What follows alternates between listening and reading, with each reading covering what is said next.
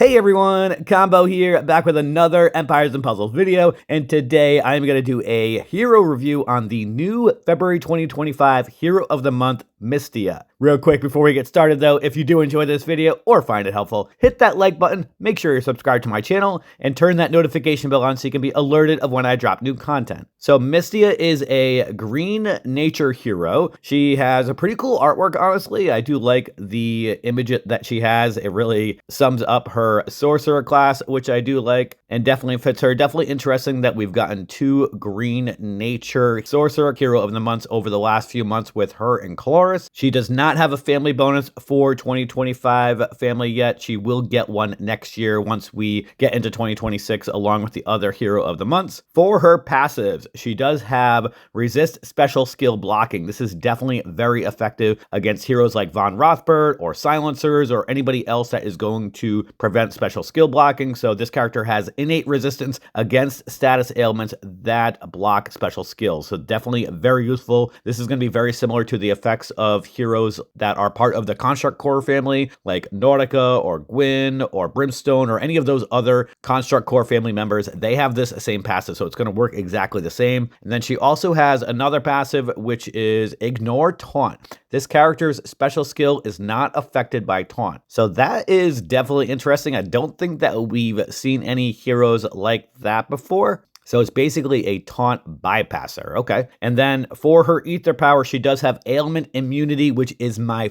favorite ether power, except for ailment reflect, which only I think like 1 or 2 5-star heroes in the game have that right now. I think Changey has that. I forget who else has that, but ailment immunity is extremely effective. At the start of each battle, this hero is immune to new status ailments for 6 turns in battles with multiple waves. This effect is refreshed at the beginning of each wave. Definitely extremely useful. Unfortunately, that won't matter for heroes like Bearnadette who dispel first before the rest of their special, but still a very useful ether power. And first, I want to take a look at her base stats without any limit breaking or emblems. She has 1095 attack, 1093 shield, and 1777 health. Her total individual power is 1063. Honestly, not bad, obviously, for a hero of the month. The heroes of the month always have a little bit less stats than the brand new heroes that come into the game, but honestly, the stats really aren't that bad. And if we were to take a look at her double limit broken stats with emblems and masterclass emblems, she has 1571 attack, 1438 shield, and 2501 health. You could probably get the shield and health a little bit higher. I have noticed that the game tends to gear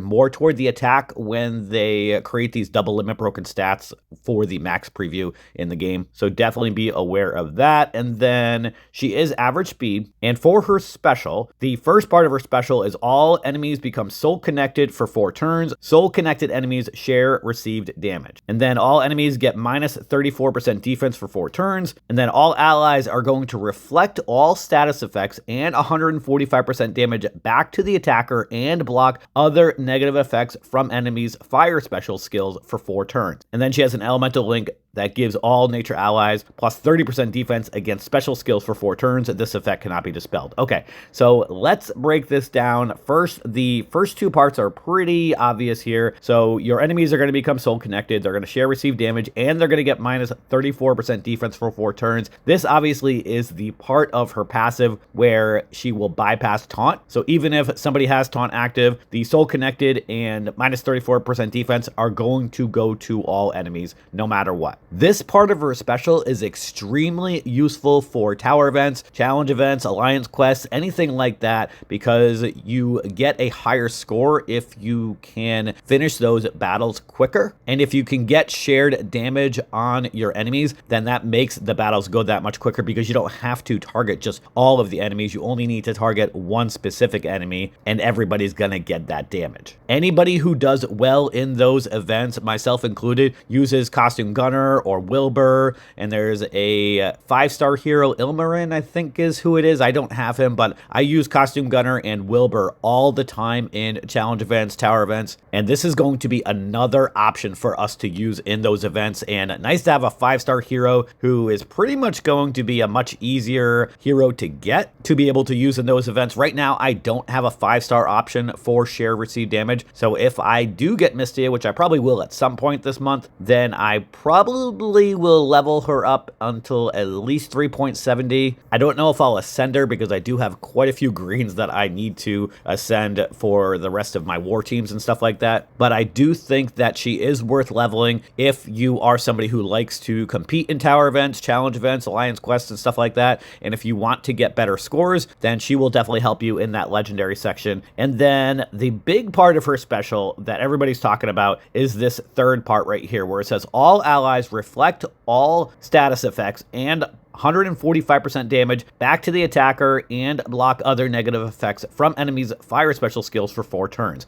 Now, it does not say that is undispellable. So when I first saw that, I was like, well, I don't think that's going to work against Bearnadette. But I was proven wrong because of the part where it says blocks other negative effects from enemies' fire special skills. That includes the dispel from Bearnadette's special skill. So even that gets blocked. I actually have a video. It's just a quick 12-second video that I want to talk about right now and show you how this special works. All right, so right now, Mystia casts her special and everybody's got the reflect on her. And now Bearnadette is going to cast her special skill. And you can see everything got reflected and resisted, and she got all of that damage. She had full health before casting her special, and obviously the painting is only going to get reflected back to her, but no damage and no paintings happen to any of the allies on this team. The caveat here is that you need to be able to fire Mystia before Bearnadette goes off. So you need to have somebody like Damon or another counter for Bearnadette